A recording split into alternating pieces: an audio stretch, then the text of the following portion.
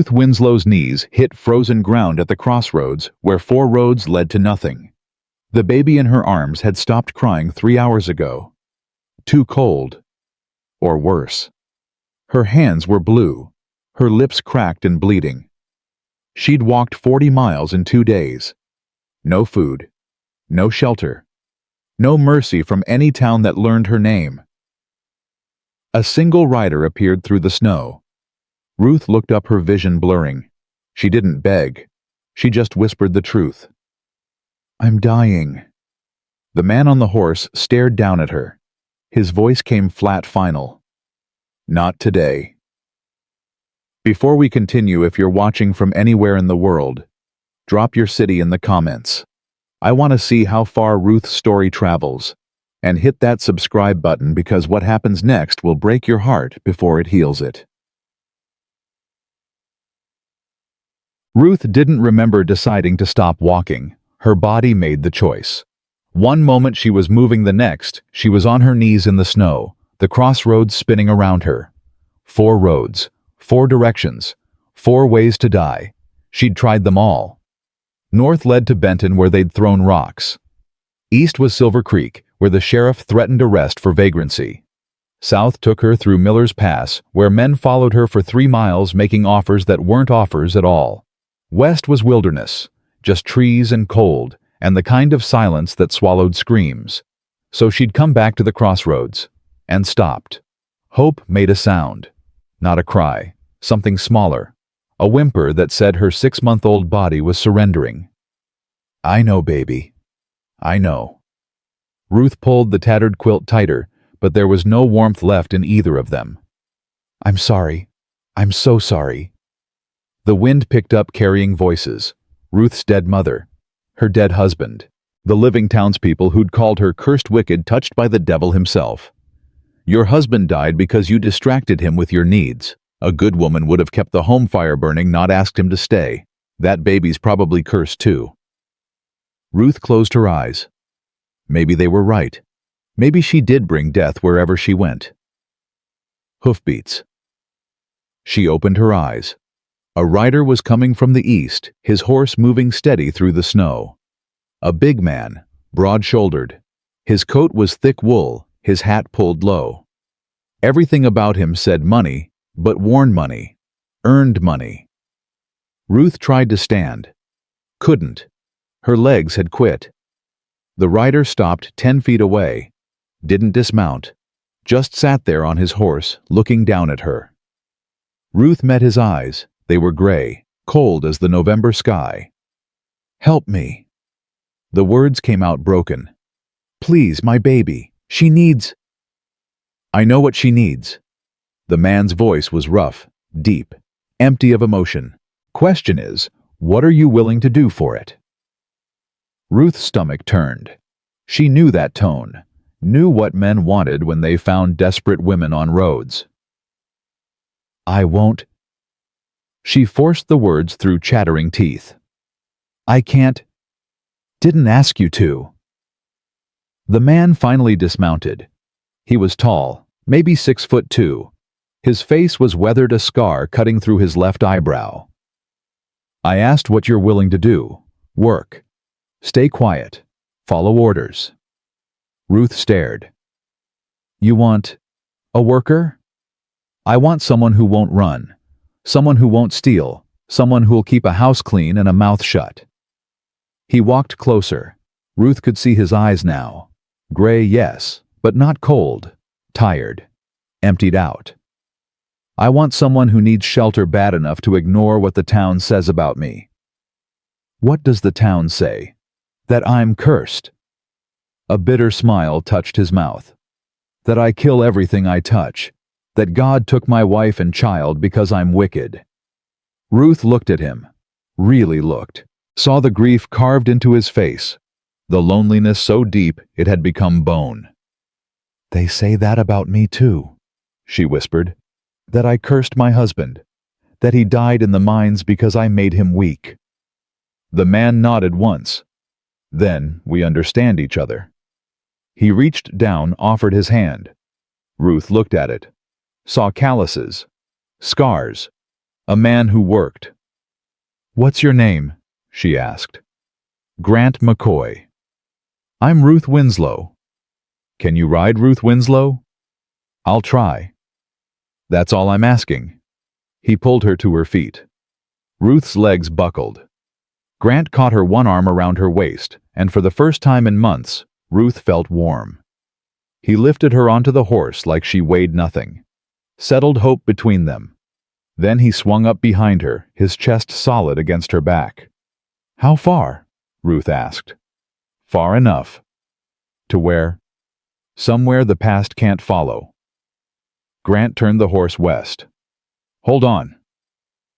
The storm hit before they'd gone a mile. Snow came down like judgment. Fast, thick, blinding. Grant felt Ruth's grip tighten on his coat. Hope whimpered against her mother's chest. "There's a line shack 20 minutes west," he said into Ruth's ear. "Old trapper's cabin. We shelter there tonight." "Your ranch."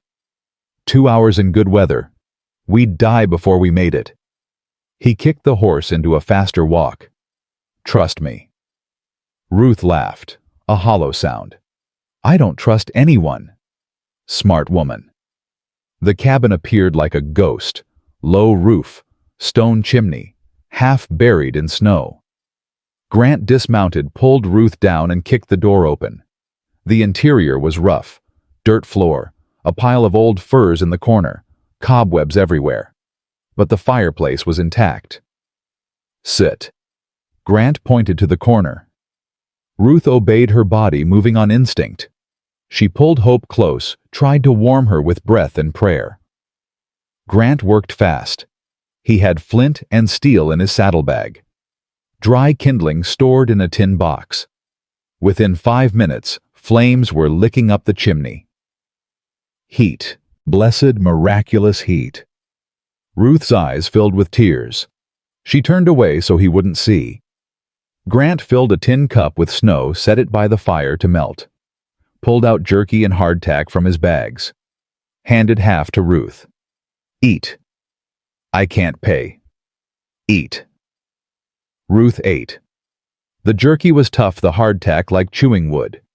It was the best meal she'd had in weeks. Grant sat across from her, his back against the opposite wall. He ate in silence, watching the fire. Ruth watched him. He was younger than she'd first thought, maybe 35. The grief made him seem older. There was a Bible in his saddlebag, she noticed, well worn, pages marked. "You read?" she asked. Grant looked up. "Some." "The Bible? My wife did." His jaw tightened. "I listened. That was enough." Past tense. Ruth understood. "What happened to her?" Grant was quiet for a long time. Then childbirth. 2 years ago. Baby didn't make it either. "I'm sorry." "Don't be. God decided. Took what mattered. Left me with money and land and nothing to spend it on but silence." Ruth shifted Hope to her other arm. The baby was sleeping now, her breathing steady. Warm. "Why help me?" Ruth asked. "You don't know me. Don't know what I've done." Grant poked the fire with a stick. Sparks flew up. "Maybe that's why. Out here your past is just wind. Can't see it. Can't hold it. Only thing that matters is what you do today. The town won't see it that way. Town can rot." Grant's voice was flat. "I stopped caring what people think when the only person who mattered stopped breathing." Ruth looked at his face. Saw the anger there, the abandonment. A man who'd lost faith but kept moving because stopping meant dying. She knew that feeling, had lived it for months. "What's your ranch like?" she asked, changing the subject. "Quiet. Too quiet. 3 bedrooms. Root cellar. Good well. I run cattle, but I've been letting the herd thin. No point in building when you're building alone. You have no workers." 2. They live in the bunkhouse. Keep to themselves. Grant looked at her directly now. "I need someone in the main house. Someone to cook, clean, keep things from falling apart. I'll pay wages, $20 a month. Room and board included. Ruth's breath caught. $20. That was fortune. And in return, you work, you stay quiet, you don't steal, you don't ask questions. His gray eyes held hers. And you don't run when the town comes asking questions, because they will come, Ruth. They'll come to condemn you, call you a whore, call your baby a bastard. They'll try to drive you away. I know. Ruth's voice was steady. They've already done all that. And I'll stand between you and them. But you have to give me your word you won't run. Grant leaned forward. I can't save people who won't be saved. I tried that with Anna. Tried to save her from loneliness while I built an empire. Didn't work. She died alone while I was at the mill. Ruth heard the guilt. It matched her own. I won't run, she said. I promise. Grant nodded once. Then we have an arrangement. They sat in silence. The fire crackled. Outside the storm howled. Ruth glanced at the Bible in Grant's saddlebag. Will you read something? Grant followed her gaze. His face closed. I don't read well. Anna was the reader. Then I'll read. Grant hesitated, then handed her the Bible. Ruth opened it. The pages were marked, annotated in a woman's handwriting, notes in the margins, underlined passages. Ruth found the book of Ruth.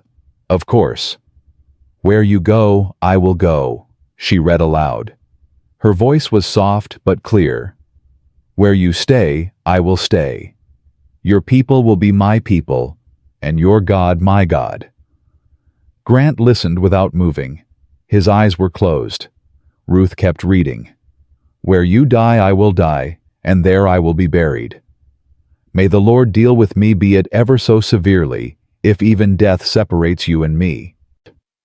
When she finished, silence filled the cabin. Then Grant opened his eyes. Anna marked that passage the week before she died.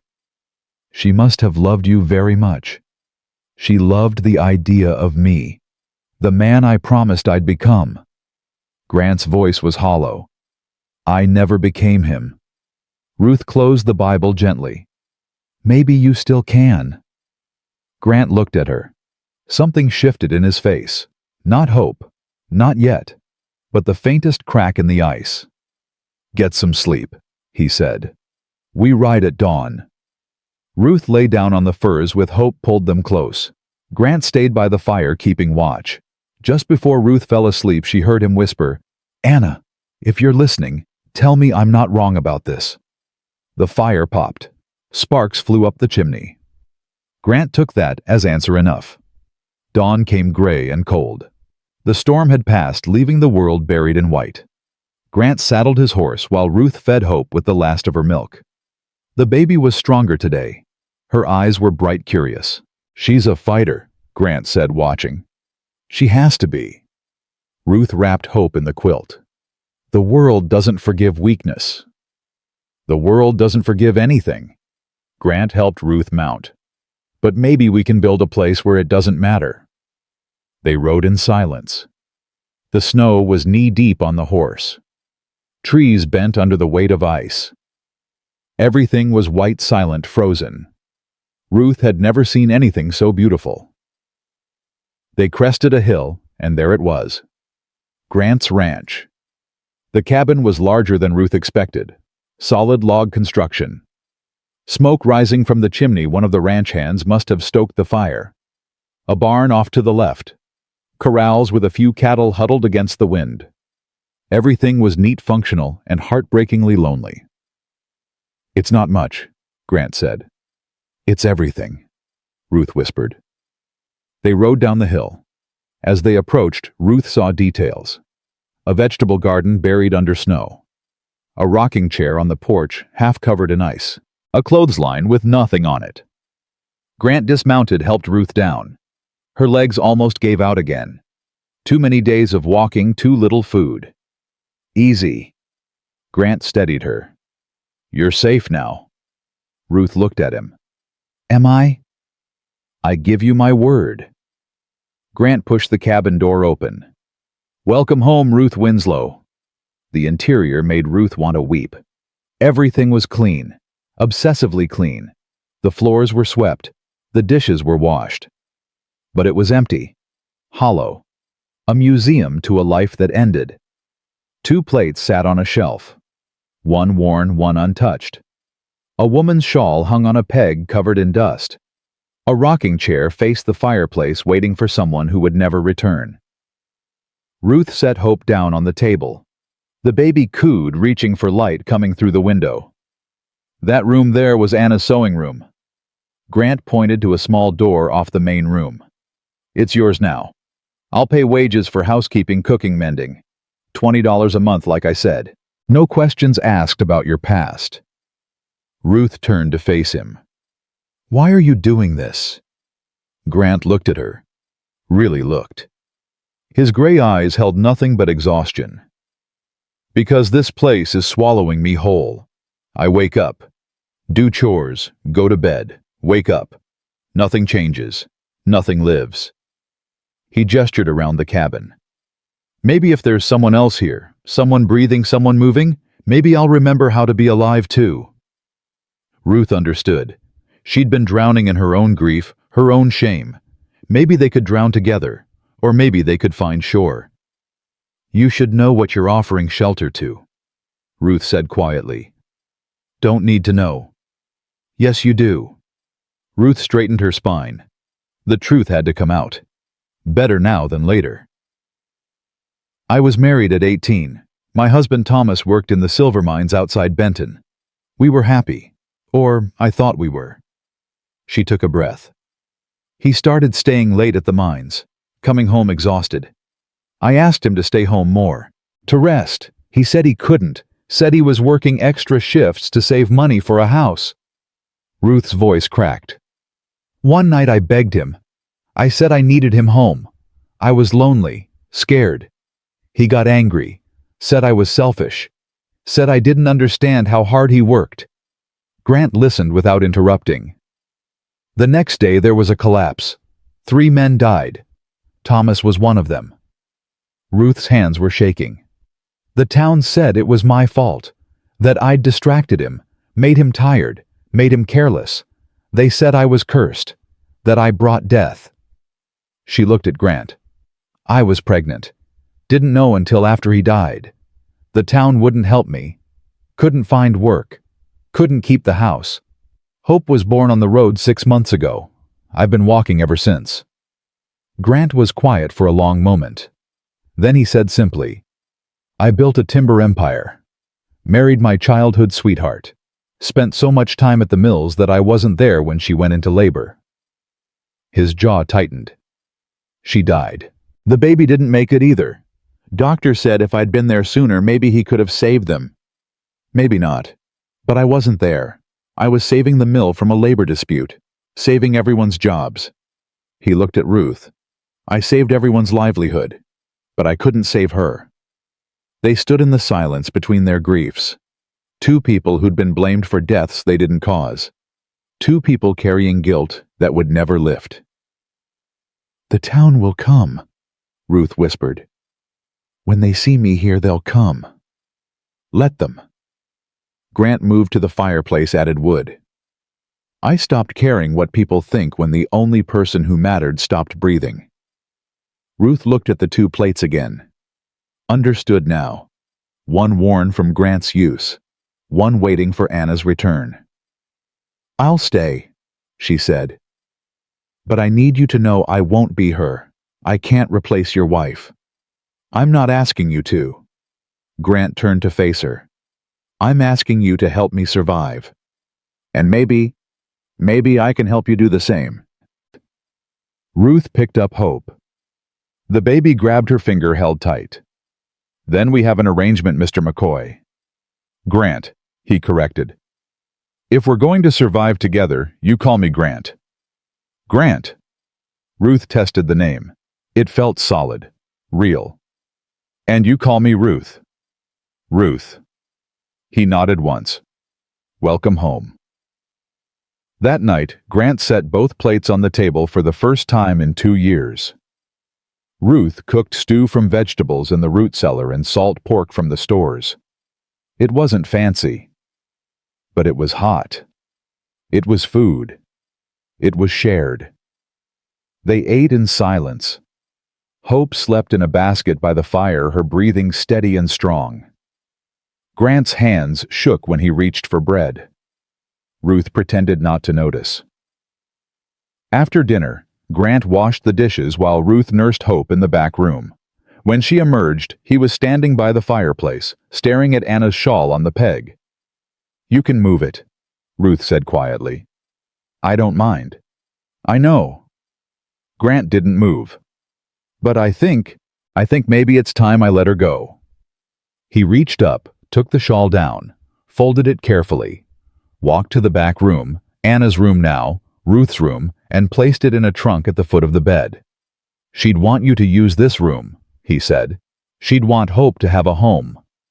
Ruth's throat tightened. "You loved her very much." "I did." Grant looked at her. "And I failed her. I won't fail you too, Ruth. I promise." "You don't owe me." "Yes, I do." Grant's voice was firm. "You made a promise not to run. I'm making one to stand. Whatever comes, whatever the town says, I stand." Ruth nodded. She believed him. Didn't know why. But she did. Grant left her alone to settle in. Ruth laid Hope in the bed, tucked the quilt around her. Then she sat by the window looking out at the snow. Somewhere out there, people who hated her were sleeping. People who'd thrown rocks called her cursed, driven her onto the road to die. But here in this cabin, with this grieving man and his empty plates, Ruth felt something she hadn't felt in months. Safe. She didn't know if it would last. Didn't know if Grant could keep his promise when the town came calling. But for tonight, she was warm. She was fed. Her baby was sleeping peacefully. For tonight, that was enough. Ruth closed her eyes and whispered to the darkness, "Thank you." No one answered. But the fire crackled. The wind settled. And Ruth slept without nightmares for the first time in a year. Winter gave them routine. Routine gave them language. Language gave them something more dangerous than either expected. Ruth woke before dawn that first week. Old habit from months of walking, always moving before the cold could settle in her bones. She fed Hope, changed her, then stepped into the main room. Grant was already up. Dressed, boots on. He was layering wood into the stove, his movements practiced and silent. "You don't have to wake this early," he said without turning around. "Can't sleep past sunrise." Ruth moved to the kitchen area. "Coffee, if you're offering." Ruth found the coffee tin, the pot, the well water already drawn. She worked quietly, measuring grounds the way her mother had taught her. Within minutes, the smell filled the cabin.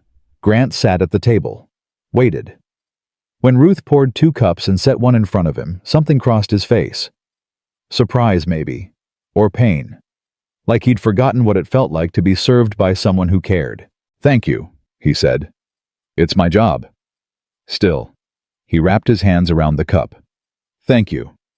They drank in silence. Hope cooed from her basket. The sun started to rise, painting the snow outside gold and pink. "I need to check the cattle today," Grant said. "Could be gone till afternoon. There's bread in the box, salt pork in the cellar. Help yourself to anything." "I'll clean," Ruth said. "And cook. That's what you're paying me for." Grant nodded, stood, pulled on his coat and gloves. At the door, he paused. "Ruth, yes. Lock the door behind me. Don't open it for anyone but me." "You expecting trouble?" "Always." Grant's face was hard. "Town's only 10 miles east. Word travels fast in winter. They'll know you're here by now." Ruth's stomach tightened. "And if they come?" "They won't today. Ground's too frozen for easy riding. But they'll come." He looked at her directly. "When they do, you stay inside. Let me handle it." "I can handle myself." "I know you can." Grant's voice softened slightly. "But you shouldn't have to. Not anymore." He left. Ruth watched through the window as he saddled his horse, rode toward the distant pastures. When he disappeared over the hill, she locked the door. Then she got to work. The cabin was clean, but it was the clean of someone who didn't care. Functional. Joyless. Ruth started in the kitchen, scrubbing every surface until her hands were raw. She found Anna's dishes, the fine china tucked away in a high cabinet. Washed them. Set them out where they could be seen. Hope watched from her basket, gurgling and reaching for dust motes in the sunlight. "Your mama's going to make this a home," Ruth told her. "A real home." By noon, the cabin smelled like lye soap and hope. Ruth made bread, the dough rising by the fire. She found Anna's sewing kit in the back room, mended Grant's shirts where buttons had fallen off. Small things. Things that said someone cared. Grant returned at dusk, stamping snow off his boots. He stopped in the doorway, staring. "You didn't have to do all this," he said. "I did, actually." Ruth wiped her hands on her apron. "You're paying me to keep house. This is keeping house." Grant walked slowly through the room, taking it in. The clean surfaces. The smell of fresh bread. Anna's dishes on display. His mended shirts folded on the chair. His jaw worked. He didn't speak. "Did I do something wrong?" Ruth asked quietly. "No." Grant's voice was rough. "No, you did everything right. That's the problem." He sat heavily in the chair, put his head in his hands. Ruth stood frozen, unsure. "I'm sorry," she said. "I can put the dishes away. I just thought—" "Don't." Grant looked up. His eyes were red. "Don't apologize. This is the first time in 2 years this place has felt like a home instead of a tomb." He stood abruptly, walked to the fireplace, pressed his palms against the mantel. Anna would have loved this. The bread, the clean windows. She used to beg me to notice things like that. I never did. Too busy. Too focused on building the business. Ruth moved closer. Not too close. Just near enough to hear if he needed to be heard. "She'd be glad someone's taking care of you now," Ruth said softly. "I don't deserve it." "Maybe not." Ruth's voice was honest. "But Hope and I don't deserve to freeze on a road either. Sometimes we get things we don't deserve. Good and bad." Grant looked at her. Something passed between them. Understanding. The kind that doesn't need words. "Bread smells good," he said finally. "It'll be ready in 20 minutes. Then I'll wash up." They ate together that night. The bread was warm, the butter yellow and fresh from the cold box. Grant ate slowly, deliberately, like he was trying to remember what hunger felt like when it was satisfied by more than just food. "This is good," he said. "It's just bread." "It's not just bread." Grant met her eyes. "It's the first meal in 2 years that didn't taste like ash." Ruth's throat tightened. She looked down at her plate.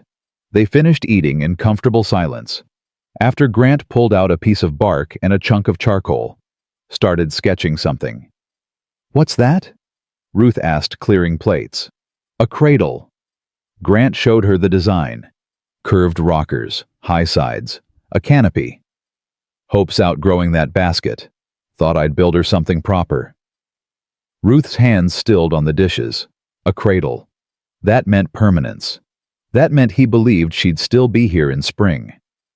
"I'd like to help," she said quietly.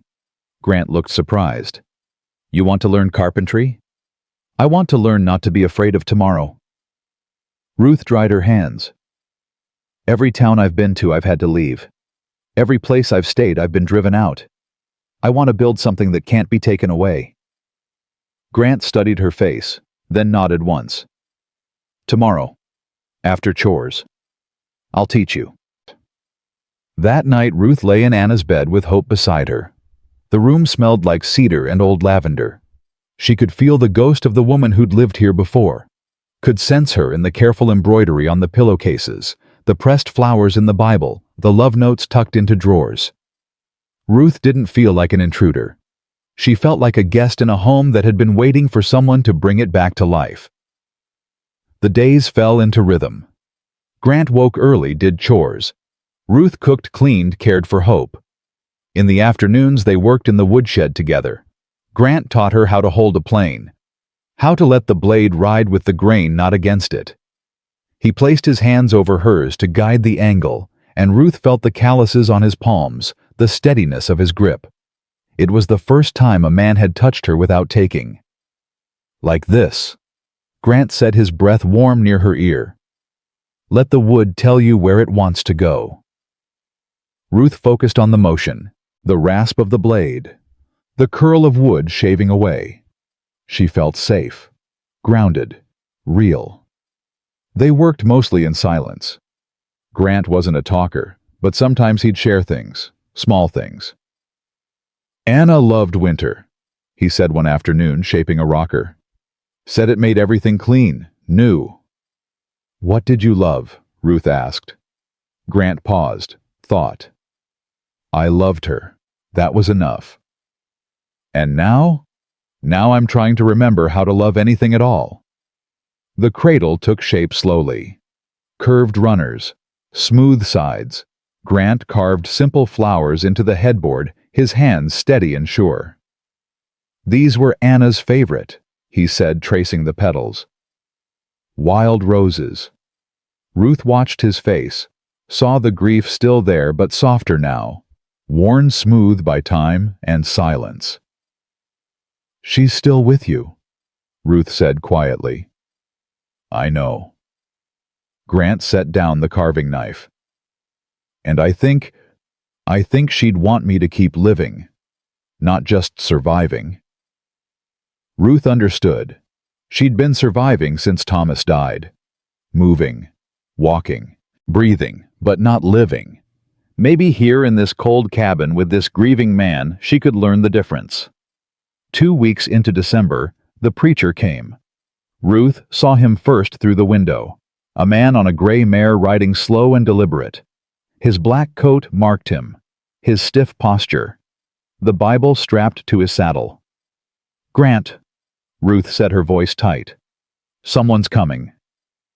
Grant was at the table, oiling a bridle. He stood, looked out. His face went hard. Reverend Silas. He said the name like a curse. Stay inside. What does he want? To judge. Grant grabbed his coat. To condemn. To remind me what a good Christian does and doesn't do. He walked outside. Ruth watched through the window, hope in her arms. Reverend Silas dismounted. He was tall, thin, his face pinched with cold and self-righteousness. He removed his hat when he saw Grant. Mr. McCoy, Silas said. Fine afternoon? Cold afternoon, Grant corrected. What brings you out here, Reverend? Concern. Silas's eyes flicked to the cabin, to the window where Ruth stood. Heard you've taken in a woman, a widow with a child. That's right. Might I ask her name? You might, but I won't give it. Grant's voice was flat. She's my housekeeper. That's all you need to know. Silas smiled. It didn't reach his eyes. Mr. McCoy, I'm here as a friend. The town's talking, saying you've brought shame on yourself, on Anna's memory. Grant's hands curled into fists. Anna's memory is mine to keep, not the town's. But appearances matter. You know this. Silas stepped closer. I'm offering you a chance to do right. Marry the woman properly, or send her away. Save your reputation. Save hers. And if I don't, then I fear the consequences. Silas's voice dropped. There are men in town who remember your wife, who loved her, who think you've dishonored her by bringing another woman into her home so quickly. 2 years isn't quickly. 2 years isn't long enough for some. Silas put his hat back on. I'll be praying for you, Mr. McCoy, that you make the right choice. He mounted his horse, rode away. Grant stood in the snow, his shoulders rigid. Ruth opened the door. Grant? He didn't turn. He'll talk. The whole town will know by tomorrow. I can leave. No. Grant's voice was hard. You promised not to run. I promised to stand. We keep our promises. But Ruth heard the doubt underneath. heard the fear. That night, Grant sat by the fire reading, or trying to read. He stumbled over words, his finger tracing lines slowly. Ruth realized with a start that he was teaching himself to read better, so he could read to her the way Anna used to read to him. Her chest ached. "Grant," she said softly, "you don't have to do that." "I want to." He didn't look up. "You said you missed hearing scripture. Figured I could learn." Ruth moved to sit beside him. "Will you let me help?" Grant hesitated, then nodded. They sat together by the fire, Ruth teaching Grant to sound out words he'd only ever heard spoken, teaching him to read the Bible his dead wife had loved. Hope slept in her basket. The wind howled outside, and for a few hours the world beyond the cabin didn't exist. But it would come. Ruth knew it would come. The question was whether they'd be ready when it did. December deepened. The cold turned vicious. Grant rode out every morning to check cattle break ice on water troughs, ensure his 2 ranch hands in the bunkhouse had supplies. Ruth made the cabin a home. She cooked meals that filled the rooms with warmth. She sang to Hope while she worked. She actually laughed when Grant came in, covered in snow, and shook like a dog, making Hope squeal with delight. "You're trouble," Ruth said, wiping snow off the floor. "You're particular," Grant shot back, but he was almost smiling. Almost. The cradle was nearly finished.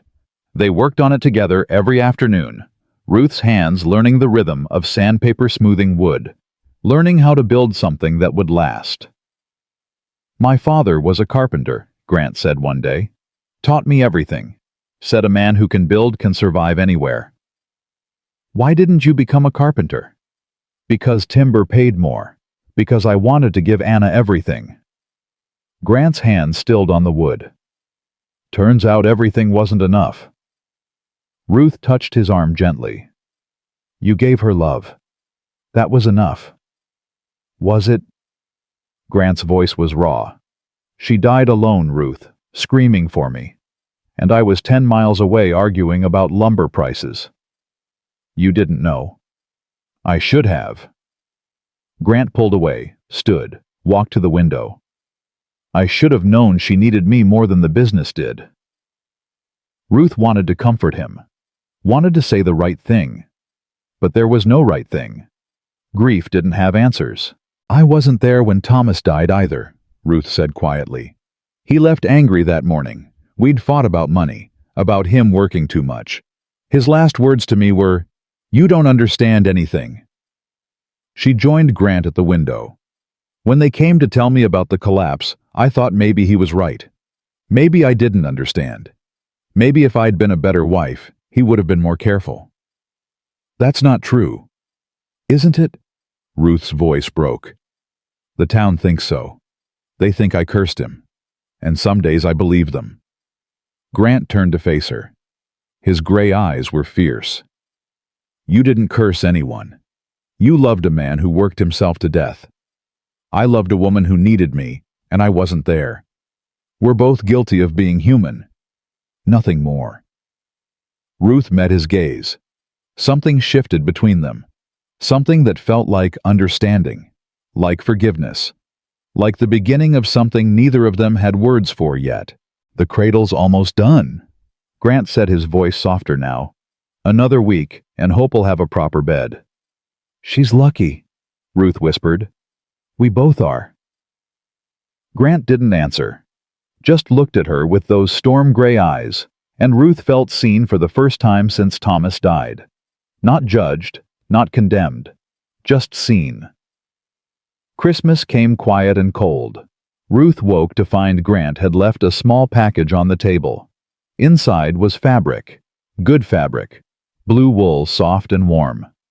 "For a dress," Grant said when she came out of her room. "Saw you mending that one you're wearing. Figured you deserved something new." Ruth's hands trembled on the fabric. "I can't accept this." "Why not?" "It's too much." "It's fabric, Ruth, not a dowry." Grant poured coffee. "Besides, it's Christmas. Even housekeepers get Christmas gifts." Ruth wanted to cry, wanted to throw her arms around him and sob. but she just said, "Thank you." They spent the day quietly. Ruth cooked a chicken, made bread pudding with precious sugar Grant had stored away. They ate at the table, Hope between them in her basket, grabbing at everything within reach. After dinner, Grant pulled out Anna's Bible. "Will you read?" Ruth took it. Found the Christmas story in Luke. Read about Mary and Joseph, about no room at the inn, about shepherds and angels, and hope born in a stable. When she finished, Grant was staring at the fire. "Anna and I always talked about having children," he said. "She wanted a house full of them, wanted noise and chaos and life everywhere. You would have been a good father." "I'll never know." Grant's voice was hollow. "All I know is I failed the one chance I had." Ruth set the Bible down, moved to kneel beside his chair. "Grant, look at me." He did. His eyes were wet. "You didn't fail," Ruth said fiercely. "You loved. You built. You tried. That's all anyone can do." It wasn't enough. It was enough for her. I see it in every note she left in that Bible, every flower she pressed, every tablecloth she embroidered. Ruth gripped his hand. "She loved you, Grant McCoy, and she'd want you to forgive yourself." Grant's face crumpled. He pulled his hand away, covered his eyes. His shoulders shook. Ruth had never seen a man cry like that. Raw, broken, honest. She didn't try to stop him, just stayed close. Let him grieve. When he finally stilled, he looked at her with exhausted eyes. "Thank you," he whispered. Ruth nodded, stood. "Merry Christmas, Grant." "Merry Christmas, Ruth." That night, the cradle sat in the corner of Ruth's room. Finished. Beautiful. A testament to survival and hope, and two broken people learning to build again. Hope slept in it for the first time, her small body cradled by wood Grant had shaped. Ruth had smoothed, and both had blessed with tears they didn't know they needed to shed. Outside, snow fell soft and clean. Inside, something warmer than fire took root. But winter wasn't done with them yet. The next morning, Grant's ranch hand Jonas appeared at the door. He was young, maybe 20, his face tight with worry. "Boss, we got trouble." Grant was pulling on his boots. "What kind, ye?" "Cattle. Found 3 dead in the east pasture. Not cold, not wolves." Jonas shifted. "Someone shot them." Grant went still. "You sure?" "Bullet holes, clean shots." Jonas glanced at Ruth, then back to Grant. "And there was a note nailed to the fence post." "What did it say?" Jonas pulled a crumpled paper from his coat. Grant read it, his face going hard as stone. Ruth couldn't see the words, but she saw Grant's reaction. "Get back to the bunkhouse," Grant told Jonas. "Tell Peter to stay armed. No one goes out alone." Jonas nodded, left quickly. Ruth waited until he was gone. "What did it say?" Grant handed her the note. The handwriting was rough, the message clear. "Send the cursed woman away or lose more than cattle." Ruth's blood went cold. "They're coming." "Not yet." Grant crumpled the note. "This is a warning. They want me to break first. Send you away myself. Save them the trouble." "Maybe you should." "No." Grant's voice was iron. "I gave my word. I don't break my word." "Grant, they'll destroy you." "Let them try." He grabbed his rifle from above the door. "I've lost everything that mattered once. I won't lose my honor too." Ruth watched him check the rifle, load it with steady hands. This man. This grieving, stubborn, honorable man. "What are you going to do?" she asked. Grant looked at her. His gray eyes were storm clouds. "I'm going to remind them who owns half the timber in this territory, and that I don't scare easy." He rode out before she could argue. Ruth spent the day terrified. She held Hope close, jumped at every sound, watched the road for riders who might come while Grant was gone. But no one came. Grant returned at dusk, his face grim. Went to town, had a conversation with Sheriff Briggs, told him about the cattle, the threat. What did he say? That he'd look into it, which means nothing. Grant unsaddled his horse. But I also stopped by the mill, told my foreman to spread the word anyone who works for me better not be the one threatening my property, or they'll find themselves without a job come spring. Will that help? Maybe, maybe not. Grant walked into the cabin, set his rifle by the door. But they know now I'm not backing down. Ruth felt pride and terror warring in her chest. Pride that he'd stood for her. Terror that it might cost him everything. That night they ate in tense silence. Hope was fussy, sensing the fear in the room. Ruth walked her singing soft songs, trying to calm them both. Grant watched from his chair. Finally he said, "Ruth, I need you to promise me something." "What?"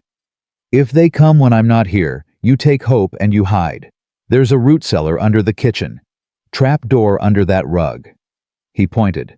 "You go down there and you don't come out till you hear my voice. Understand?" Ruth's throat was tight. "Yes. Say it. I understand." Grant nodded, stood, walked to her, placed a hand on her shoulder. "I won't let them hurt you, I promise."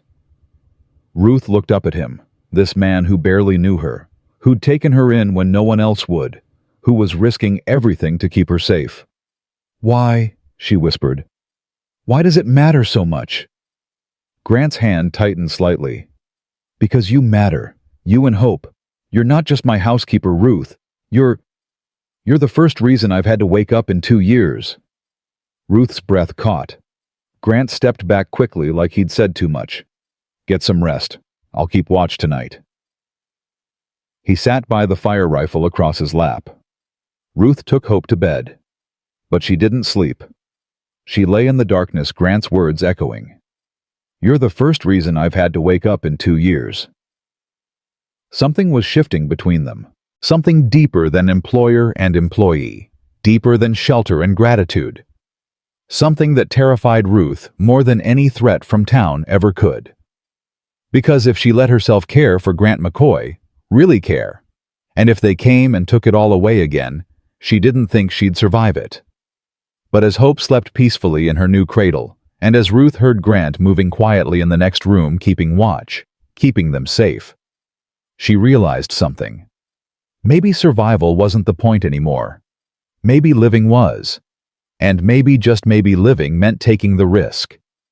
The threat hung over them like smoke. Grant kept his rifle close. Ruth jumped at shadows.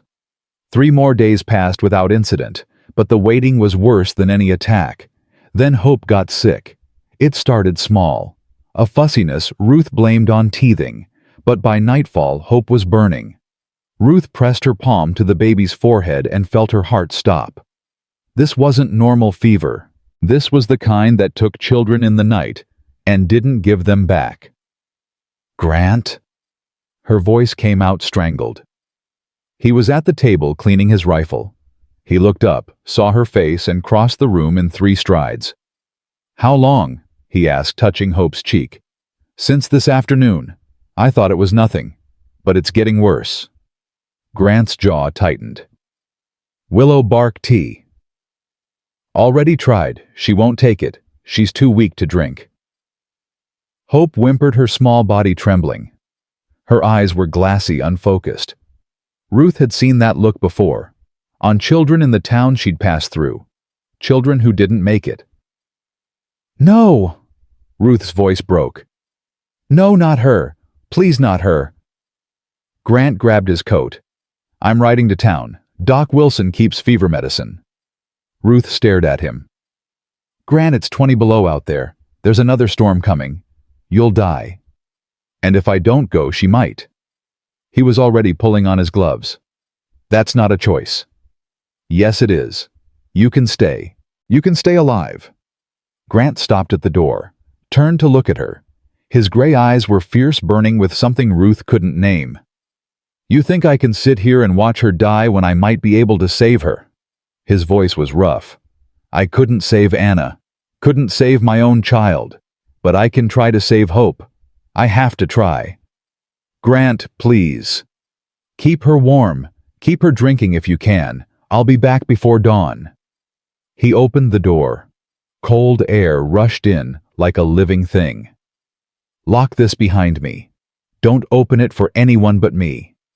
Grant, wait. But he was gone. The door slammed. Ruth heard his horse's hooves pounding through snow, fading into distance. She stood frozen, hope burning in her arms. Then she moved. She built the fire higher, heated water, stripped Hope down to her diaper and sponged her with lukewarm water, trying to bring the fever down. She sang every lullaby she knew, prayed to a God she wasn't sure was listening. The hours crawled. Midnight came and went. Hope's fever spiked higher. Her breathing turned shallow. Ruth walked circles around the cabin, rocking her, whispering promises she couldn't keep. Stay with me, baby. Stay with me. Your mama needs you. Grant needs you. We both need you. But Hope's eyes stayed closed. Her body stayed limp. Ruth thought about Thomas, about how quickly death could come, how it didn't care about love or need or desperation. She thought about Grant riding through deadly cold for a baby that wasn't his, for a woman he barely knew, risking everything because he'd already lost everything and had nothing left to lose but his word. The storm hit around 2 a.m. Wind screamed against the cabin walls. Snow pounded the windows. Ruth couldn't see more than a foot beyond the glass. Grant was out there somewhere. In that, alone. Ruth held Hope tighter and wept. She'd sent him to his death, just like everyone said she did to Thomas. She was cursed. She brought ruin to every man who tried to help her. I'm sorry, she whispered to the storm. I'm so sorry, Grant. You should have let me die at that crossroads. Hope's breathing changed, became ragged, desperate. Ruth's chest seized. No, no, no, no, please, God, please. She didn't know who she was begging. God, Grant, death itself. The door burst open. Grant stumbled in ice, clinging to his beard, his face gray with cold. He could barely stand, but he held up a small bottle. 2 drops, he gasped. Every 4 hours, Doc said 2 drops. Ruth snatched the bottle with shaking hands, pulled the stopper, tilted Hope's head back, and let 2 precious drops fall onto her tongue. Hope coughed, swallowed, went still. Ruth held her breath, counted heartbeats, prayed. Then Hope took a deeper breath, and another. Ruth sobbed, clutched Hope to her chest. Thank you, thank you. She turned to Grant. He was leaning against the door, his eyes half closed. His hands were swollen, the fingertips white. Grant, your hands. They're fine. They're frostbitten. Ruth laid Hope in her cradle, ran to Grant, pulled off his gloves. His fingers were icy, the skin mottled. Sit. Now. She pushed him toward the fire. He collapsed in the chair. Ruth knelt, took his hands in hers, started rubbing them gently, breathing warm air over his skin. You're an idiot, she said, her voice breaking. A complete idiot. Probably. Grant's teeth were chattering. But Hope's alive. You could have died. Didn't, though. Ruth looked up at his face, at the exhaustion there, the relief, the stubborn, stupid courage that had sent him into a killer storm for a baby that wasn't his blood. Why? She whispered. Why would you risk this? Grant met her eyes. His were clear despite the cold, despite the pain. Because you're not lost anymore, Ruth. Neither am I. His voice was steady. And I'm done letting people I care about die when I might be able to save them. Ruth's hands stilled on his. People you care about. You. Grant said it simply. And Hope. I care about you. Both of you. Ruth's chest felt too tight to breathe. Grant, I'm just your housekeeper. You stopped being just my housekeeper about 2 weeks ago. He pulled one hand free, touched her face gently. His fingers were cold, but his touch was warm. "You're the reason I remember how to smile. The reason this cabin feels like a home again. The reason I wake up and don't hate the day ahead." Ruth was crying. "I don't deserve this. I don't deserve you. Neither of us deserves anything, but maybe that's the point." Grant's thumb brushed away a tear. "Maybe we stop asking what we deserve and start choosing what we need." Ruth leaned into his touch. This man, this impossible, stubborn, beautiful man who'd ridden through death for her daughter. "Your hands are going to hurt tomorrow," she said softly. "I know. You won't be able to work for days." "I know. I'll have to take care of you." Grant almost smiled. "I was hoping you would." Ruth stood, helped him out of his coat. His whole body was shaking now, the adrenaline fading, leaving only exhaustion and cold. "Sit close to the fire. I'll make tea." She worked quickly, her hands steady now. Made strong tea with precious honey. Brought it to Grant-wrapped blankets around his shoulders. Checked Hope every few minutes. The fever was breaking. The medicine was working. They'd both live. Ruth sank into the chair beside Grant's. They sat in silence, watching the fire, listening to Hope's steady breathing.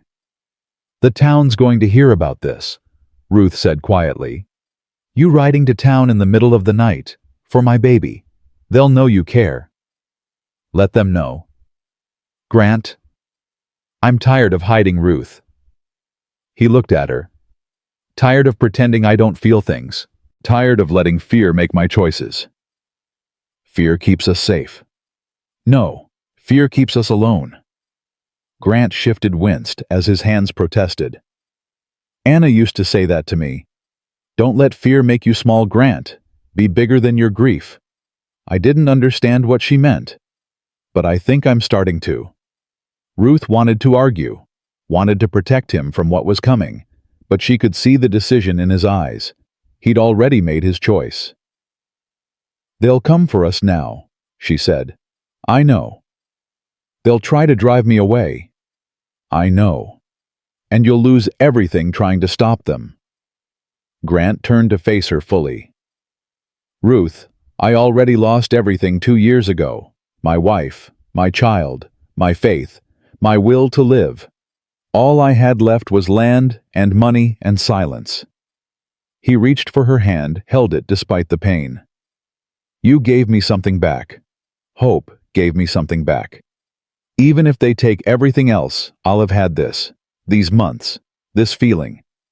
That's more than I've had in years." Ruth gripped his hand. "I'm scared. So am I. What if we're not strong enough? Then we'll break together." Grant's voice was steady. "Better than breaking alone." They sat like that until dawn, hand in hand, Hope sleeping peacefully, the fire burning low. When the sun rose, Grant's hands were bandaged and useless. Ruth had to help him dress, help him eat. He hated it. She could see the frustration in every movement. "I should be taking care of you," he said, as she spooned oatmeal into his mouth. "You did take care of me. Last night. Now it's my turn." "This isn't what you signed up for." Ruth set the bowl down. "I signed up for keeping house. For cooking and cleaning. For $20 a month." She met his eyes. But somewhere along the way it became more than that, for both of us. Grant held her gaze. "Ruth, don't." She touched his face gently. "Don't say anything yet. Let's just get through today, then tomorrow, then the next day. And when your hands heal and Hope's fever is gone and the town comes knocking, we'll face it together." Grant nodded slowly. Together. Together. The next week was quiet. Too quiet. Grant's hands healed slowly, the skin tender and new. Ruth ran the ranch with help from Jonas and Peter. She fed the chickens, collected eggs, even learned to milk the cow. Hope recovered completely, got stronger, started pulling herself up on furniture, determined to stand. "She's a fighter," Grant said, watching Hope grab the edge of the table and haul herself upright. "Like her mother." Ruth smiled. or like the stubborn man who wouldn't let her die. They fell into new rhythms. Ruth reading to Grant in the evenings while he exercised his hands working the stiffness out. Grant teaching Ruth how to shoot the rifle just in case. Both of them pretending not to notice how their hands touched more often, how they stood closer, how the air between them had changed. But the peace couldn't last. On the 8th day, riders came. Ruth saw them first. 5 men on horseback riding hard from the east. She recognized the sheriff's badge even from a distance. "Grant." Her voice was steady, but her heart was racing. "They're here." Grant looked out the window. His jaw tightened. "Jonas, Peter, get to the bunkhouse. Stay there unless I call." The ranch hands obeyed quickly. Grant turned to Ruth. "Inside. Lock the door." "No." Ruth's voice was firm. "I'm not hiding. Not this time." "Ruth." "No, Grant. If they're coming for me, I face them. I'm done running." Grant stared at her, then nodded once. "Then we faced them together." They walked onto the porch, side by side. Grant's hands were still bandaged, but he stood tall. Ruth held Hope, who babbled happily, oblivious to the danger. The riders stopped 20 feet from the porch. Ruth recognized Sheriff Tom Briggs, Reverend Silas, and 3 other men. One was Warren Kent, the banker who'd been trying to buy Grant's timber rights for years. The other 2 were townsmen Ruth had seen in passing. Warren spoke first. His smile was sharp as broken glass. "Mr. McCoy, come to your senses yet?" Grant's voice was flat. "State your business, Kent." "Our business is the town's moral standing." Warren gestured to the other men. "We've heard troubling reports. A woman living here. Unwed. A child of uncertain parentage. It reflects poorly on all of us. Ruth is my housekeeper. That's all you need to know." Reverend Silas stepped forward. "Grant, we're here as friends, as men of conscience. You know this situation is improper.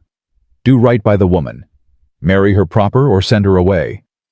Ruth felt Grant tense beside her. She knew what he was thinking. Knew he was remembering Anna. Remembering how the town had whispered after her death. How they'd blamed him. The memory was paralyzing him. "Mr. McCoy." Warren's voice had an edge now. "We're waiting."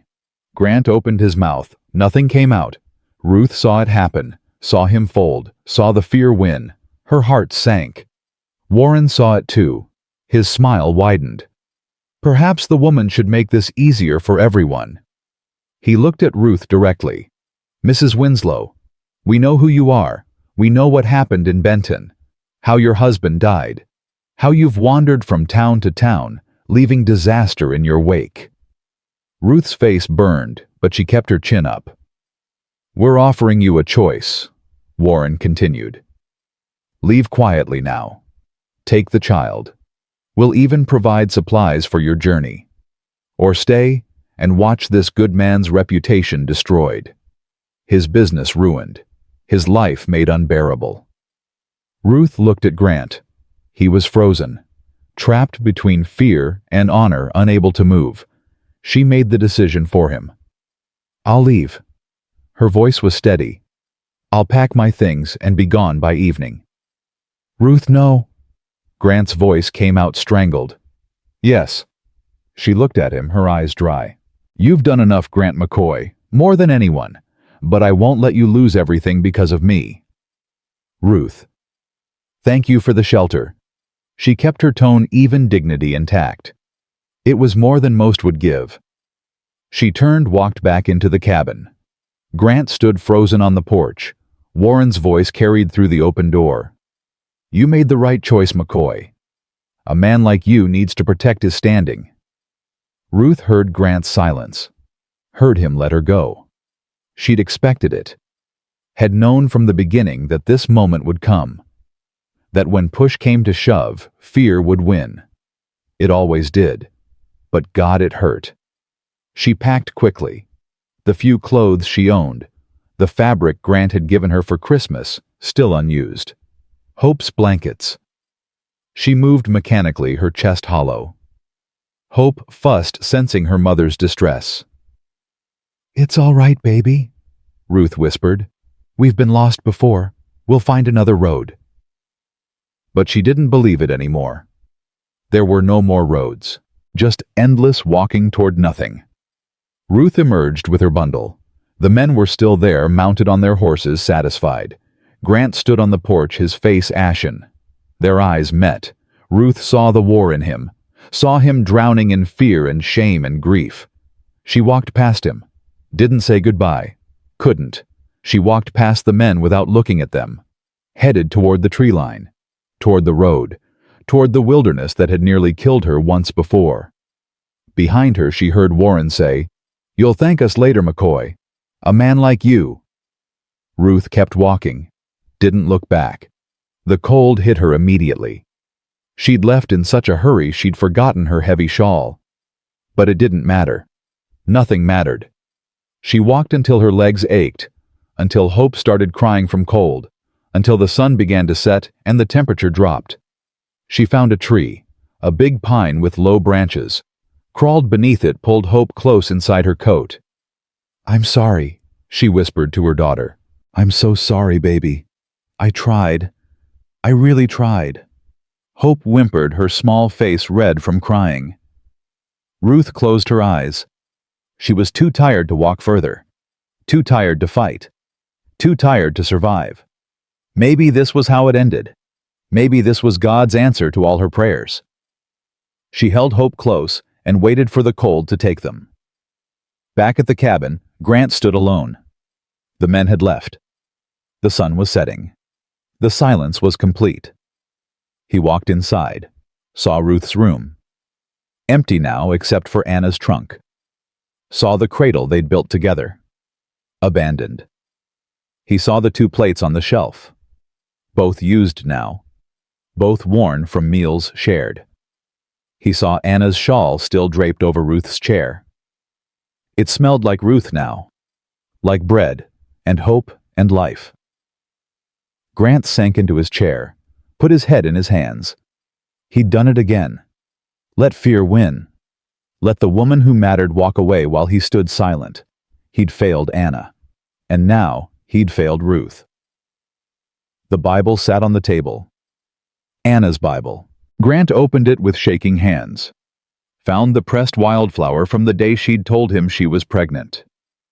The day she'd glowed with joy and he'd been too busy to really see. He remembered her last words, whispered through pain and fading life. "Don't let fear make you small, Grant.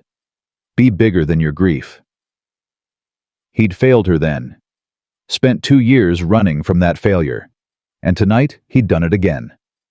Let fear silence him when love demanded he speak. Grant stood abruptly, grabbed his coat, his gloves. "Not again," he said to the empty room. "Not again." He ran to the barn, saddled his horse with clumsy, still healing hands, mounted and kicked the animal into a gallop. The cold was brutal, the light was failing. But Grant rode like death itself was chasing him. Because it was. The death of everything that mattered. The death of the man he was supposed to be. He found them a mile west. Ruth slumped against a tree. Hope clutched to her chest, both unconscious from cold. Grant was off his horse before it stopped moving. He lifted Ruth, felt her icy skin, and terror shot through him.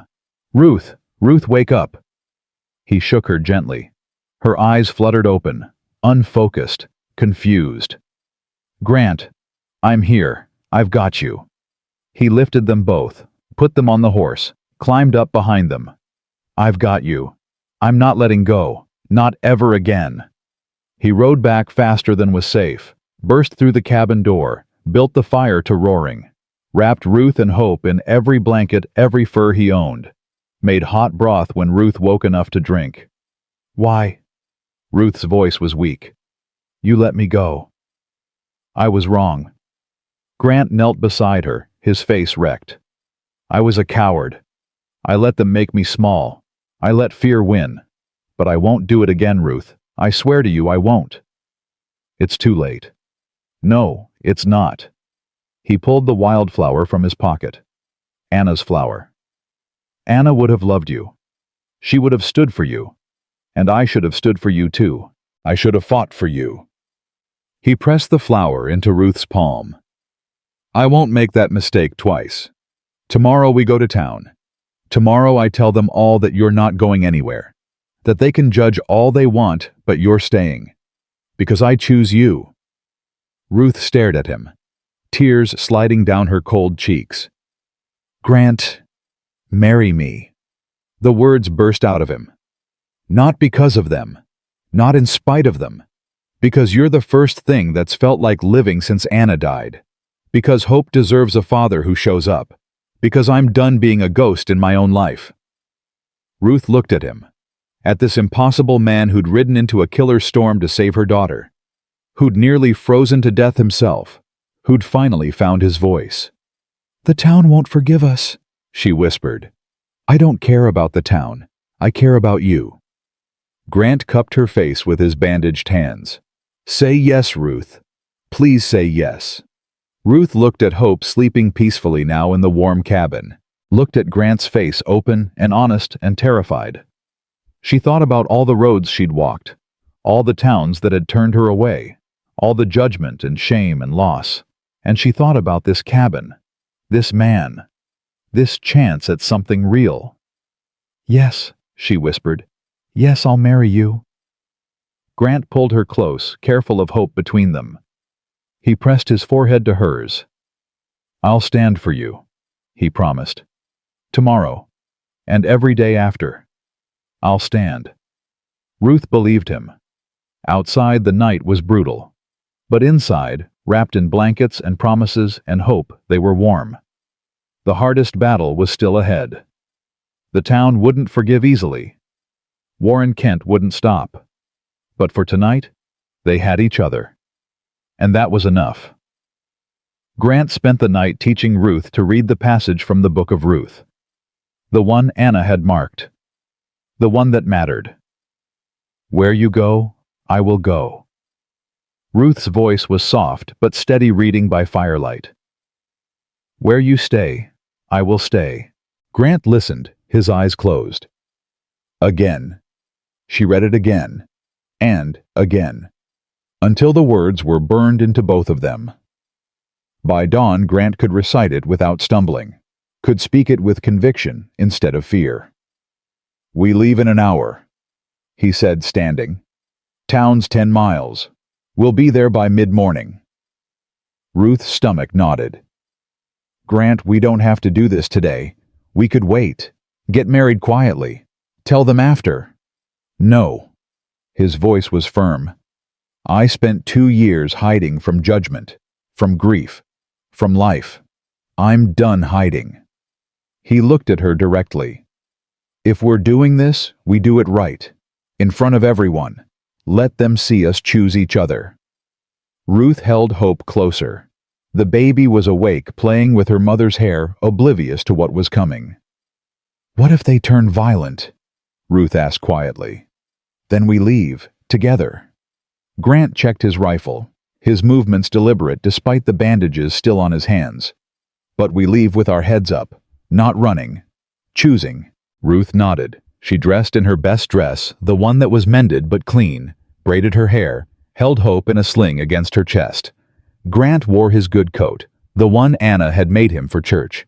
He looked at himself in the small mirror by the door and saw a man he barely recognized. A man about to fight for something instead of surrendering to everything. They rode together on Grant's horse, Ruth in front, Hope between them. The morning was clear and cold. Their breath fogged in the air. Neither spoke. There was nothing left to say. The words would come soon enough. Town appeared on the horizon, like judgment itself. Silver Ridge was small, maybe 300 people. One main street with a general store, a saloon, a church, a bank. Everyone knew everyone, and everyone knew everyone's business. Grant felt Ruth stiffen as they rode into town. Steady, he murmured. I'm right here. It was market day. The street was full of wagons, horses, people buying supplies before the next storm hit. Grant rode straight to the center of town, dismounted in front of the general store where the most people gathered. Conversations stopped, heads turned. Grant helped Ruth down, kept her hand in his. Stay close, he said quietly. Warren Kent was the first to approach. He'd been loading supplies into a wagon. His face split into a satisfied smirk when he saw them. McCoy, didn't expect to see you here. His eyes flicked to Ruth. Or her. Thought we settled this yesterday. You settled nothing. Grant's voice carried across the square. People were gathering now, forming a loose circle. I came to set the record straight. There's nothing to set straight. Warren crossed his arms. You made the right choice. Sent the woman away. We all saw it. You saw me fail. Grant stepped forward. Saw me let fear make me a coward. But I'm done failing. He turned to address the growing crowd. Ruth stood beside him, her chin up, despite the fear in her eyes. This woman, Grant said, his voice clear and strong, is Ruth Winslow. She's going to be my wife. Any man who speaks against her speaks against me. The murmurs started immediately. Shocked, scandalized. Exactly what Grant expected. Warren's smirk faded. You can't be serious. This woman has a reputation. She's cursed. Her husband died because of her. Her husband died in a mine collapse. Grant's voice was hard. An accident. Nothing more. The whole town of Benton said, Benton can go to hell. Grant cut him off. Just like this town can. I don't care what you think you know about her past. Reverend Silas pushed through the crowd, his face tight with disapproval. Grant, this is madness. Think of Anna. Think of what she'd say. I am thinking of Anna. Grant pulled the pressed wildflower from his pocket, held it up for everyone to see. This was hers, from the day she told me she was pregnant. The day I was too busy to really listen. Too busy building an empire to notice I was losing what mattered. His voice cracked, but he pushed through. Anna died because I wasn't there. Because I chose work over her. Because I was a coward who couldn't see what was right in front of me.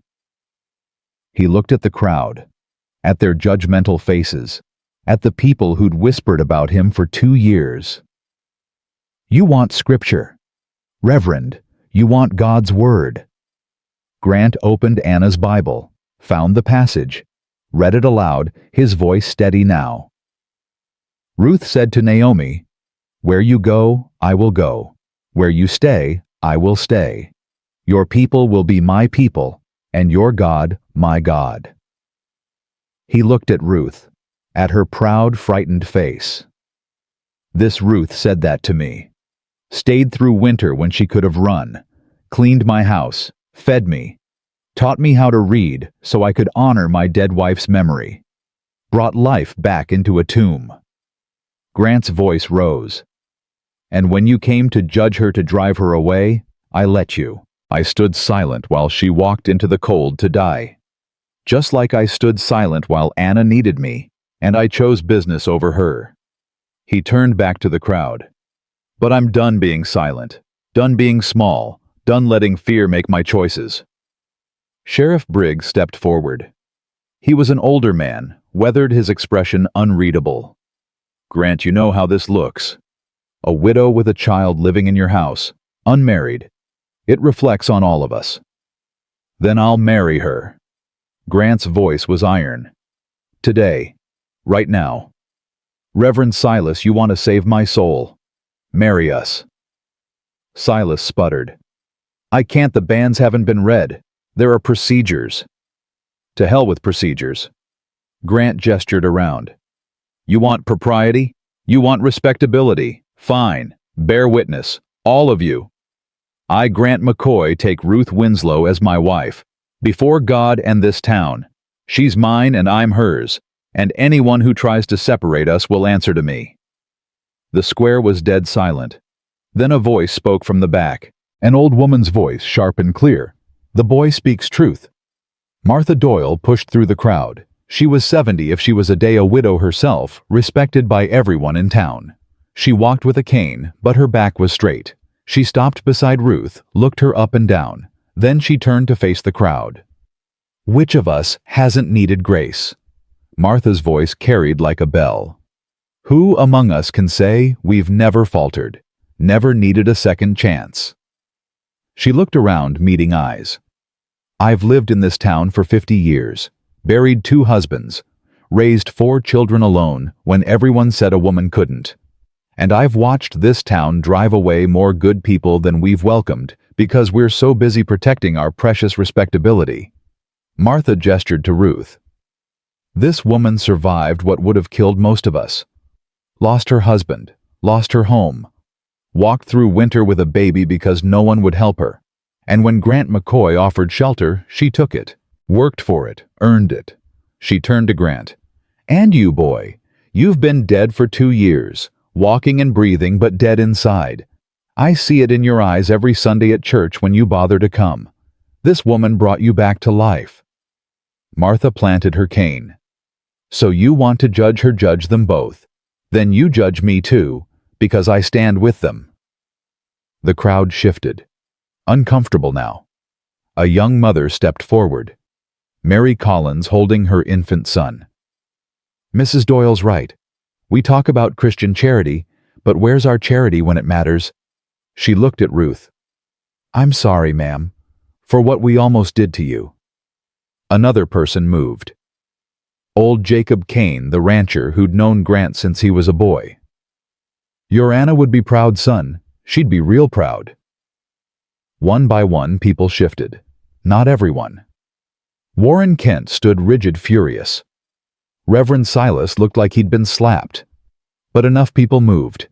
Enough voices murmured agreement. The tide was turning. Sheriff Briggs removed his hat. Grant, if you're serious about this, I won't stand in your way. Woman deserves a chance. We all do. Warren finally exploded. This is insane. You're all insane. That woman is cursed. She'll destroy him just like she destroyed her first husband. Shut your mouth, Kent. Grant's voice was deadly quiet. Or I'll shut it for you. You threatening me, McCoy? I'm promising you. Grant took a step toward Warren. You come near my wife, near my family, I'll make you regret it. I've got land, money, influence, and I'm not afraid to use every bit of it to bury you. Warren's face went red. You'll regret this. Mark my words. That woman will ruin you. Maybe. Grant shrugged. But it'll be my choice, my life, my ruin if it comes. He looked around at the crowd. Anyone else want to threaten my wife? Want to call her cursed? Want to drive her away? Silence. Then we're done here. Grant turned to Reverend Silas. You going to marry us or not? Silas looked torn. Looked at the crowd. At Martha Doyle's fierce eyes. At the people nodding. I'll need witnesses, he said finally. And you'll need to come to the church. I won't do this in the street like animals. Fine. Grant helped Ruth back onto the horse. Lead the way, Reverend. They processed to the church like a strange wedding parade. Grant and Ruth on horseback. Martha Doyle walking beside them with her cane. Mary Collins and her baby. Jacob Kane, the sheriff. Others who'd been moved by Grant's words or Martha's challenge or their own buried guilt. Warren Kent didn't follow. Neither did some others. But enough came. Enough witnessed. The church was small, cold. Reverend Silas lit candles with shaking hands. Grant stood at the altar with Ruth beside him. Hope was wide-eyed, sensing something important was happening. Silas opened his Bible. His voice was stiff, formal, but he spoke the words. Dearly beloved, we are gathered here. Yes, Grant barely heard him. He was looking at Ruth, at her proud, beautiful face, at the woman who'd walked out of nowhere and given him a reason to live. Do you, Grant William McCoy, take this woman to be your lawfully wedded wife?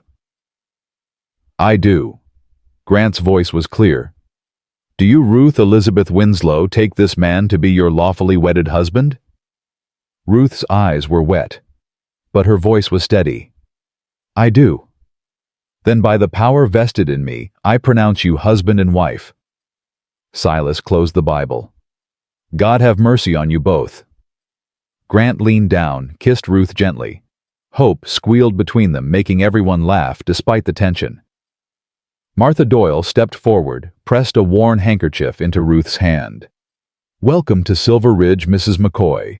Properly this time. Ruth took it, tears streaming now. Thank you. Don't thank me yet. Martha's smile was wry. Town's got a long memory. This won't be easy.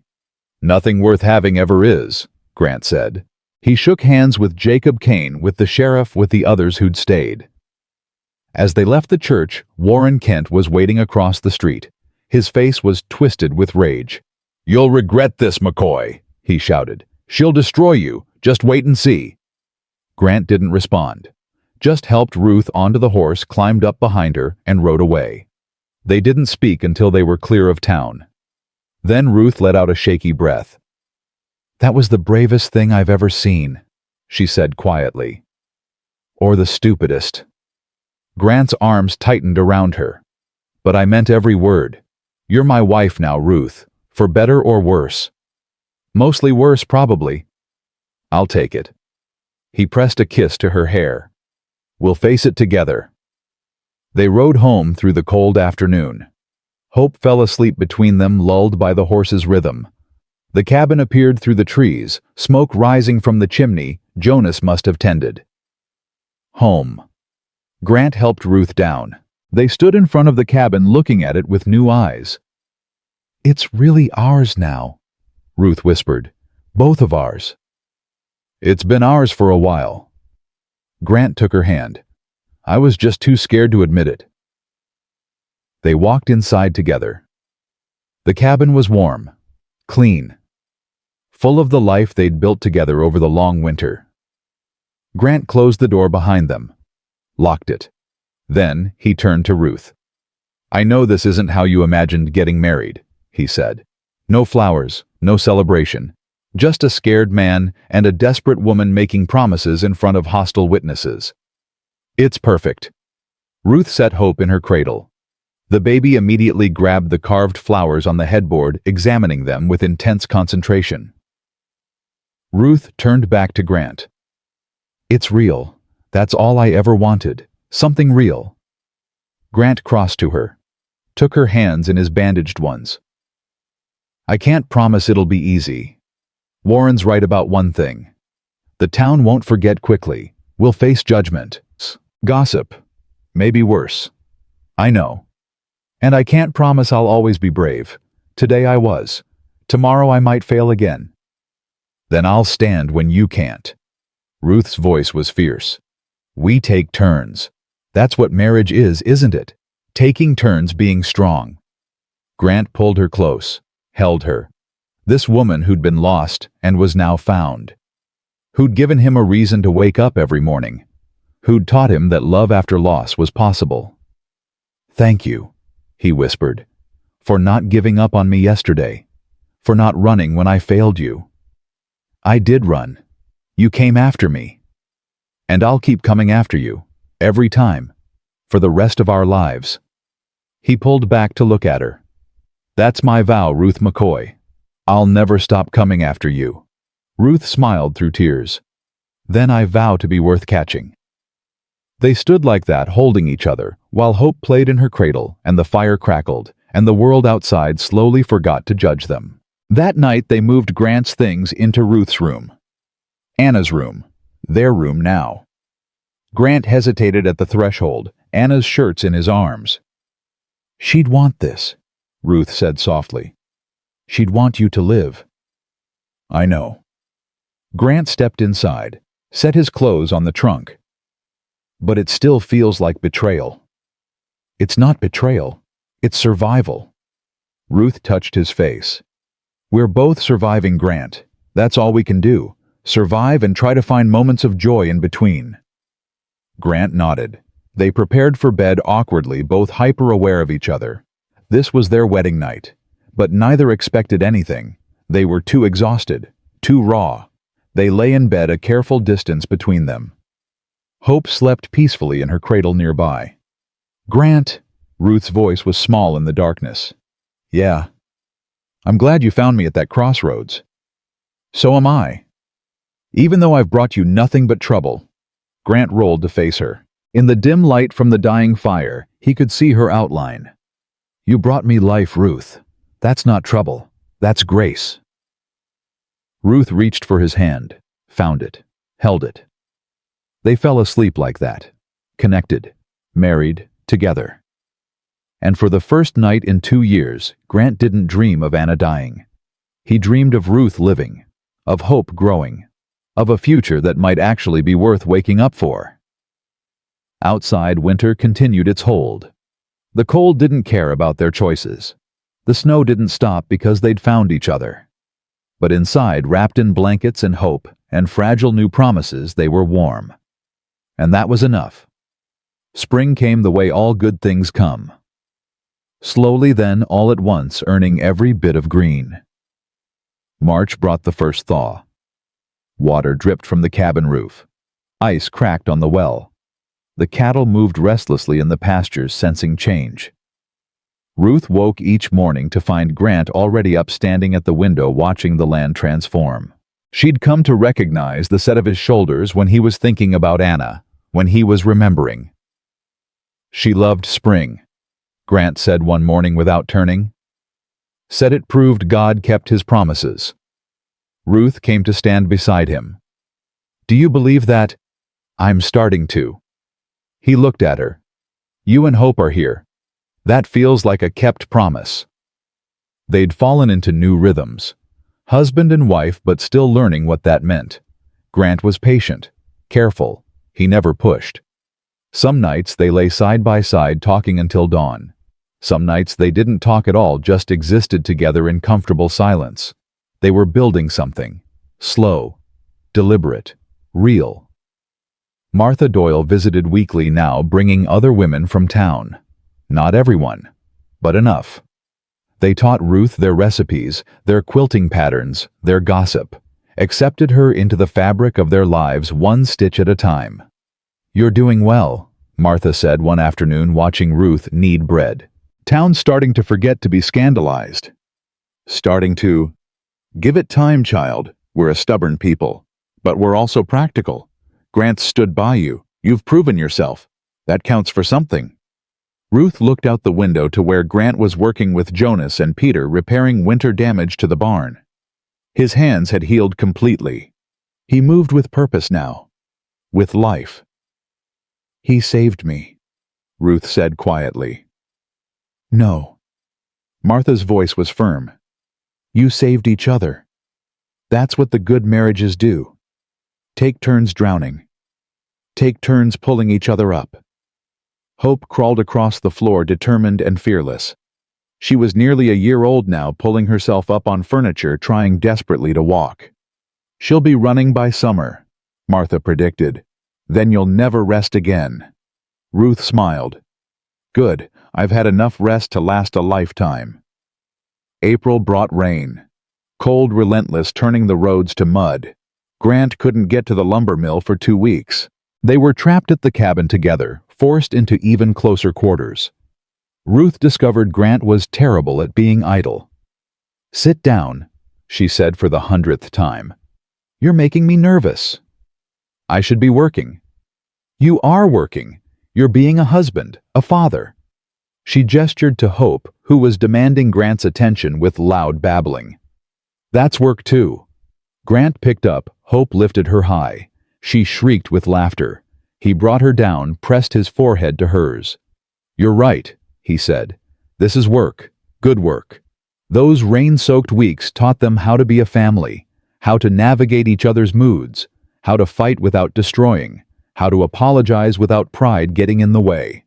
They fought about small things, about Grant working too hard, about Ruth not asking for help when she needed it, about whose turn it was to get up with Hope in the night. Normal things, marriage things. I'm not her, Ruth said one night after a particularly tense dinner. I'm not Anna. I can't be what she was. Grant stopped washing dishes, turned to face her. I know you're not Anna. I don't want you to be.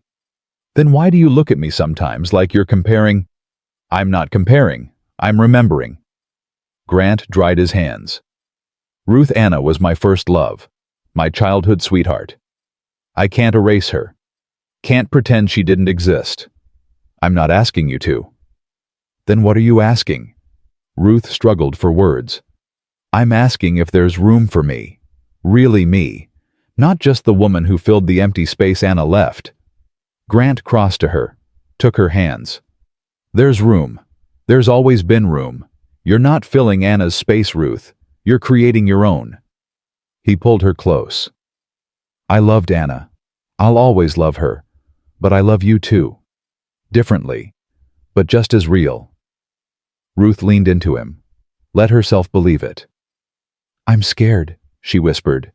Of what? That you'll wake up one day and realize you married me out of guilt. Out of loneliness. That I'm just convenient. Ruth McCoy. Grant's voice was fierce. Look at me. She did. I married you because you make me want to wake up. Because you laugh at my terrible jokes. Because you're strong enough to call me on my nonsense. Because when hope smiles, you smile, and watching you smile makes me remember what joy feels like. He cupped her face. That's not convenience. That's love. Ruth's throat tightened. Say it again. I love you. Again. I love you, Ruth. Grant kissed her forehead, her cheeks, her lips. I love you. They made love that night for the first time. Gentle, hesitant. Learning each other's bodies the way they'd learned each other's hearts. Slowly. With care. With grace.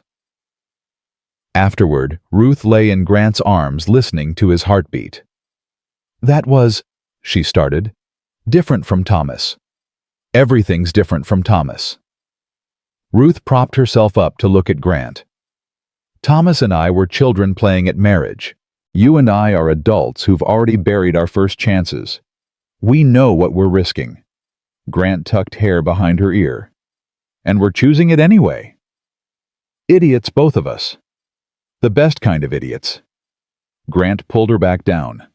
The kind who hope anyway. May brought wildflowers. Ruth planted them along the front path, the same kind Anna had loved. She worked the soil with careful hands, Grant beside her digging holes. Thank you, he said quietly. For what? For honoring her, for not trying to erase her. Ruth sat back on her heels. Grant, Anna led you to me. Whether you believe that or not, I believe it. She loved you enough to want you to live after she was gone. I'm just trying to help you do that. They planted in comfortable silence. Hope crawled in the grass nearby, chasing a butterfly with single-minded determination. She's going to walk soon, Grant said, watching Hope. I know. Then we'll really be in trouble. Ruth laughed. It was easier to laugh now, easier to breathe. The weight of shame and judgment had lifted, replaced by something lighter. Not happiness, not yet, but the possibility of happiness. That was enough. Warren Kent tried one more time in early June. He rode out to the ranch alone, his face hard with determination. Grant met him at the property line, rifle across his saddle. Turn around, Kent. I'm here to make you an offer, McCoy, a good one. Warren pulled out papers. I'll buy your timber rights, top dollar, more than they're worth. Enough for you to start fresh somewhere else. Somewhere your wife's reputation won't follow. Grant didn't take the papers. Not interested. You should be. The town's still talking, still judging. Your business is suffering. I've heard the contracts aren't coming in like they used to. My business is fine. For now. But how long can you hold out? How long before the judgment becomes too much? Warren leaned forward. I'm offering you an escape, Grant. Take it. I don't need an escape. I have everything I need right here. Warren's face darkened. You're a fool. That woman will ruin you. Maybe. Grant's voice was calm. But she'll be my ruin. My choice. My life. And frankly, Kent, it's none of your damn business. He raised the rifle slightly. Not threatening, just reminding. Now get off my land. And don't come back. Warren stared at him for a long moment. Then he turned his horse and rode away. Grant watched him go, then rode back to the cabin where Ruth was hanging laundry. Warren, she asked. Gone. For good this time, I think. Ruth hung another sheet. And if he's right, if I do ruin you, then we'll be ruined together. Grant dismounted, came to stand beside her. Ruth, I spent 2 years being destroyed by grief, by guilt, by silence. You didn't ruin me. You rebuilt me. He took her hand. Whatever comes, we face it together. That's the deal. That's marriage. Ruth squeezed his hand. Together. Together. The summer stretched long and golden. Grant's business didn't fail. If anything, it grew. The men who worked for him respected his stand. The families who'd witnessed their marriage in the church started coming around. Not all of them, but enough. Silver Ridge learned to absorb Ruth McCoy, learned that she was a good woman who'd survived bad circumstances, learned that Grant was happier, lighter, more present than he'd been in years. Slowly the judgment faded. Not completely. There were still whispers, still people who crossed the street rather than greet Ruth. But they became background noise instead of the main story. Hope took her first steps in July. She stood up in the middle of the cabin, looked at Grant and Ruth with determined eyes, and launched herself forward. Grant caught her, lifted her high. That's my girl, fearless like your mama. Ruth's eyes filled with tears. Happy tears. The kind she'd forgotten existed. They celebrated Hope's first birthday in August, with Martha, Mary Collins, Jacob Kane, and a handful of others. It was a small party. Simple, but full of laughter and life. Look at you, Martha said to Ruth watching her cut cake. A proper wife, a proper mother, a proper member of this community. I don't know about proper, Ruth said. Proper enough? Martha smiled. You've earned your place, child. No one can take that from you now. That night, after everyone left, Grant and Ruth sat on the porch in the rocking chairs. 2 chairs now. Grant had built the second one in spring. Hope slept inside exhausted from her party. The evening was warm, the sky painted pink and gold. You know what today is? Grant asked. Hope's birthday. And 9 months since we got married. He reached for Ruth's hand. 9 months since I stood in that town square and finally found my courage. Ruth laced her fingers through his. Best 9 months of my life. Even with the judgment, the gossip, Warren Kent's threats. Especially with all that. Ruth turned to look at him. Because we faced it together. Because you stood when I was weak. Because I stood when you were weak. Because we built something real. Grant brought her hand to his lips. Kissed it. I love you, Ruth McCoy. I love you too. They rocked in silence, watching the sunset paint the mountains. The wildflowers Anna had loved and Ruth had planted bloomed in riotous color. The cabin door stood open, warm light spilling out into the dusk. Inside, Hope's cradle sat empty. She'd outgrown it months ago, moved to a small bed Grant had built. But they'd kept the cradle, a reminder of where they'd started, of what they'd survived. Do you still think about that crossroads? Ruth asked quietly. Where you found me? Every day. Grant's voice was soft. I think about how close I came to riding past. How close I came to letting fear keep me silent. What changed your mind? You did. You looked at me with those eyes, terrified but proud, and said, I'm dying. Not begging, not pleading, just stating truth. He squeezed her hand. And I realized I was dying too. Had been for 2 years.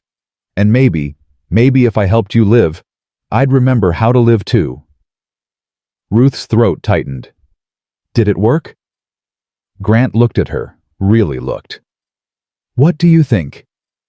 Ruth saw it in his eyes. The life, the joy, the hope that had been absent that snowy day 9 months ago. Yeah, she whispered. It worked. They sat until full dark, until the stars came out, until the night wrapped around them like a blessing. Inside, Hope stirred, made a small sound. Ruth started to rise, but Grant stopped her. "I'll get her." He went inside. Ruth heard him talking to Hope in low, gentle tones. Heard Hope's sleepy giggle. Heard Grant singing badly off-key but full of love the lullaby Ruth had taught him. This was home. This moment. This man. This life they'd built from broken pieces. Ruth closed her eyes and whispered to the night, to Anna's memory, to whatever God might be listening, "Thank you." The breeze stirred, the wildflowers rustled, and somewhere in the darkness, Ruth felt Anna's presence. Not haunting, not judging, just blessing them. Releasing Grant to this new life, this new love. Grant emerged with Hope, who insisted on staying up despite the late hour. They sat together on the porch, the three of them watching fireflies dance in the warm night. "Tell me a story, Papa," Hope demanded in her limited vocabulary. Grant looked at Ruth. She nodded. "Once upon a time," Grant began, "there was a widow who stood at a crossroads where 4 roads meant nothing." Hope listened, her eyes wide. Ruth listened too, hearing their story told back to them. Hearing Grant transform their pain into something beautiful, something worth remembering. And the cowboy said, "Then follow me home." Grant continued, "And she did. And they found that home wasn't a place. It was a choice. A choice to stay even when leaving was easier. A choice to love even when love had failed before. A choice to hope even when hope seemed foolish." He looked at Ruth over Hope's head. And they lived.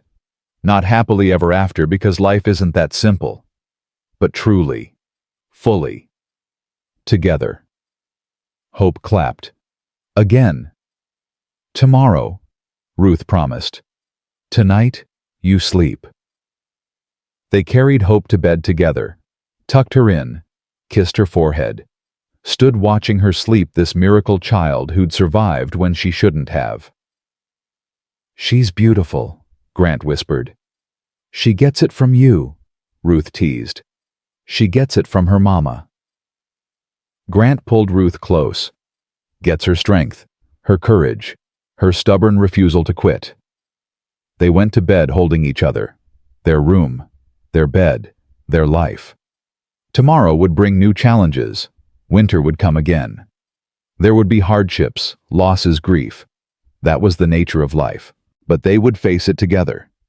Would take turns being strong. Would remind each other that they'd survived worse. That they'd found each other at the lowest point and built something worth keeping. Grant fell asleep first, his breathing deep and even. Ruth lay awake a while longer thinking about roads. About the one that had led her to that crossroads. About the one Grant had been on when he found her. About how those roads had converged at exactly the right moment. Or maybe the wrong moment that became right because they chose to make it so. She thought about Thomas, her first husband. About Anna, Grant's first wife. About the love they'd had and lost. About the guilt they'd carried.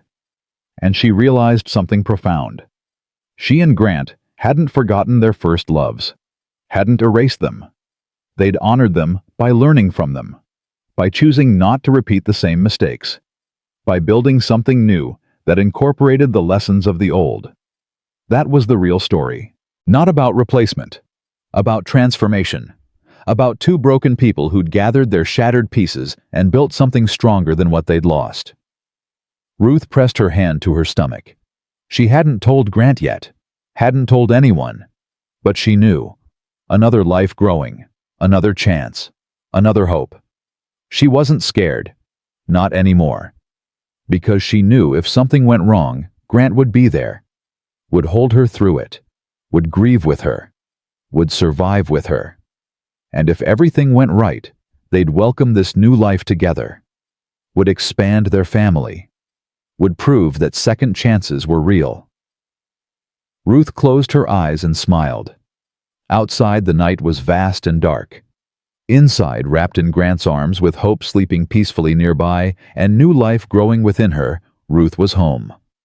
Not the cabin, not the land. Home was this. This man who'd found her lost and chose to be found with her. This child who'd survived against odds.